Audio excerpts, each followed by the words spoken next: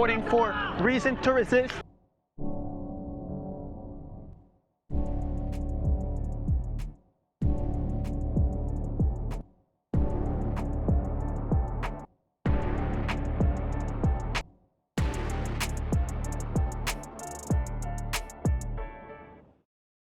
Hello, this is Rami reporting for Reason to Resist here in République Square, downtown Paris.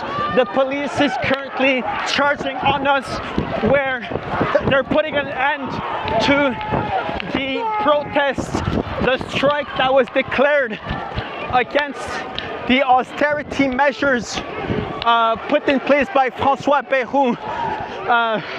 Sorry folks, the police is currently charging on protesters. A general strike was declared for the 10th of September 2025 to protest the austerity measures that François Bayrou's government announced. François Bayrou, which is the Prime Minister of France, well, former Prime Minister of France, he actually resigned yesterday. The general strike was declared to protest against the austerity measures, cuts in social services, cuts in public spending, and of course the French people are obviously angry against all these measures. I had the opportunity to speak with French citizens, members of French civil society, students, workers, to tell me about the reasons why they're protesting today. I've heard reasons across the spectrum for workers' rights, increase in social services, but also against France's imperialist policies. France is the largest producer, one of the largest producers of weapons in the world. It is financing the war in Ukraine, but also the war in Palestine. France is one of the least democratic countries in Europe. In July 2024, the Front Populaire won the popular vote and have the largest amount of seats in the French parliament. And Macron broke the tradition of allowing the winner of the parliament to enact and build a government. And instead he decided to pick his friends, members of the right-wing and central parties, to form a government, disregarding the popular vote and the will of the French people. Today is the first day of this strike. People are hopeful that these strikes will continue. Emmanuel Macron announced today, the president announced today, a new government here in France, a new prime minister. His name is Le Cornu, who is tasked with building a new government. That new government is supposed to appease the will of, or appease the tension in France. But as I've been talking to protesters today, it doesn't seem like this will work. People are looking for proper democracy.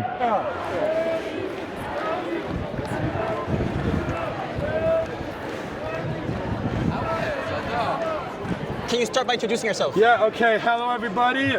I'm a left-wing activist.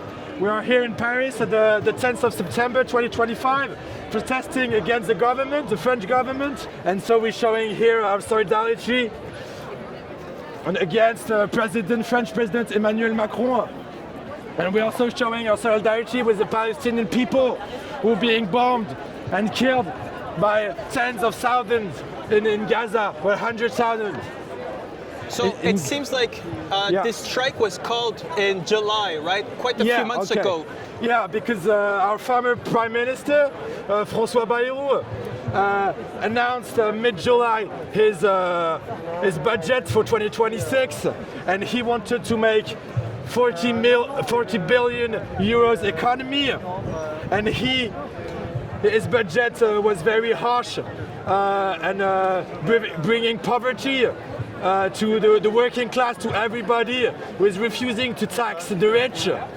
And so online people came together and said, okay, we need to make a strike. We need to show what's happening here and that we are not okay with this politics that's working hand to hand with the far right. Now, we used to hear about this massive protest, I think it was in 2018, 2019, the Gilets Jaunes protest, the Gilets Jaunes protest that kind of paralyzed the French state to a certain extent.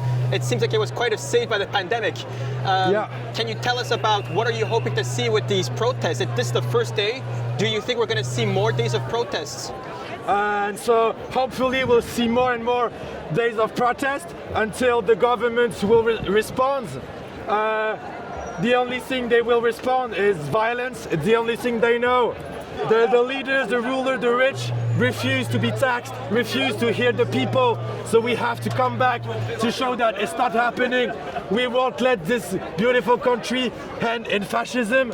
We don't want it. We had it under Pétain during the Second World War. It's not possible. We cannot be compliant with a genocide happening in Palestine. Last time I was in France, Yeah.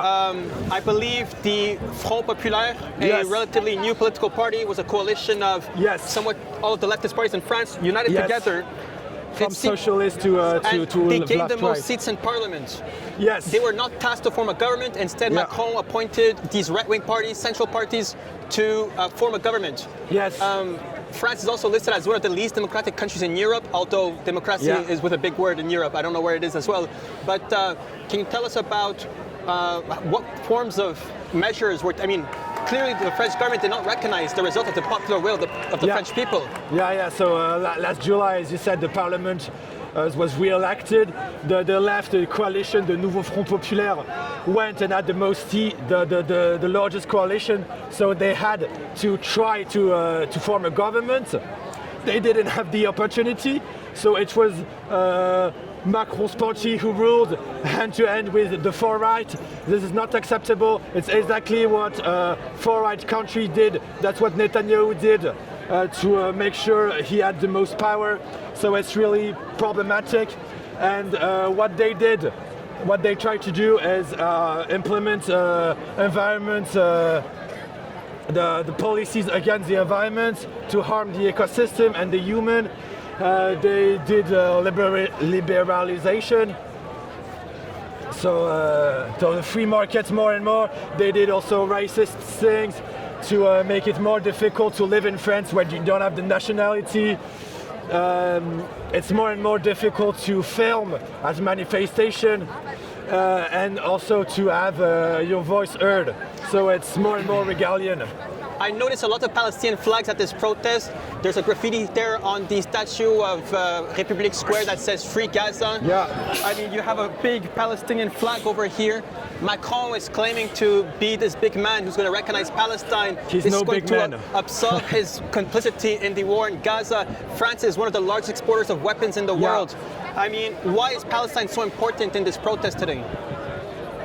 Because Palestinians are human beings, they are comrades, they have suffered enough of imperialism, racism, far-right extremists, religious extremists. It's not possible to tolerate this.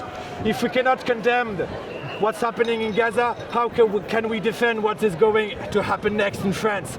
Also, as you said, France sells weapons. They also sell weapons to Arab Emirates, to a lot of belligerent countries everywhere, to the war in Yemen also. And the France doesn't want the people to know. It's tracking down journalists that are studying and denouncing what is happening. So France has a huge responsibility because it's selling weapons and it's part of the Security Council of the United Nations. It has a right to veto. It has a huge responsibility to maintain world-class order and to defend what is happening and defend human rights everywhere in the world. So one last question. I've Yeah. been to many countries in my life. I just came back from China, and France is one of the most militarized countries I've ever been to in my Yeah. entire life. You see, groups of 5, I think they're called Vigipirat, walking Yes. around the streets with these M4 weapons. Yes. It seems like the police here is ready to fight with the protesters today. How does that make you feel? I'm really, really worried. But we have to defend our liberty, freedom to speak out, even though we will get hurt.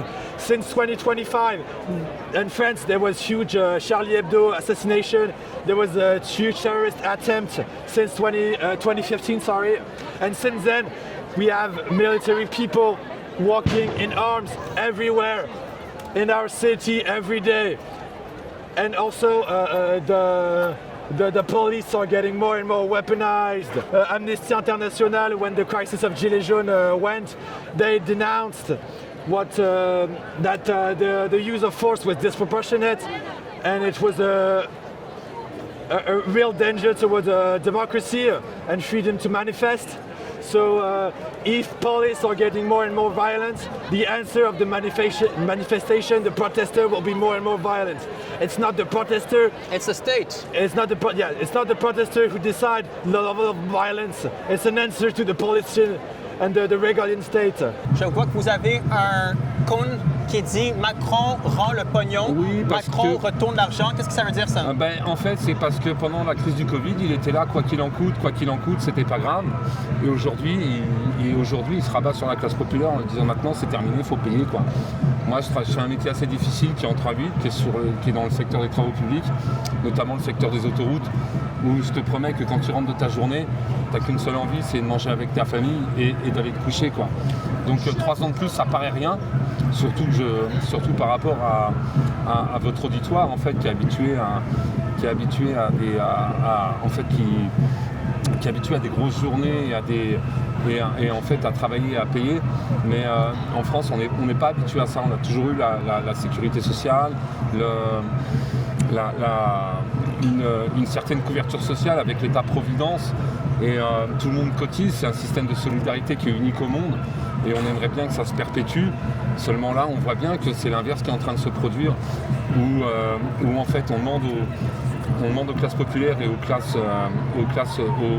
classes moyennes de payer pour les entreprises du CAC 40 et des millionnaires et des milliardaires qui, eux, se sont enrichis avec la crise.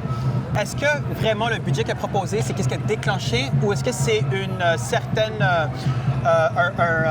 comment on dit, des événements qui se sont empilés, qui ont rendu que les Français aujourd'hui se sont révoltés, un peu comme durant l'époque des Gilets jaunes? Je crois que c'est l'amoncellement de mesures antipopulaires, en fait, quoi. Je pense à la retraite qui est passée à coup de 49.3, le manque de débat politique, de débats contradictoires comme il peut y avoir à l'Assemblée, et en fait du passage en force qui se fait depuis des années et des années maintenant. Et je crois que là aujourd'hui il y a un sursaut populaire qui dit que ça peut plus durer. Est-ce que vous avez un dernier message, disons, pour les manifestations aujourd'hui, la grève, le futur de la France?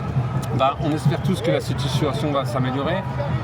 On sait bien qu'on ne comblera pas la dette en quelques jours avec quelques manifestations, mais je pense qu'il y a d'autres solutions possibles à exploiter, notamment auprès du capital, des géants de l'Internet.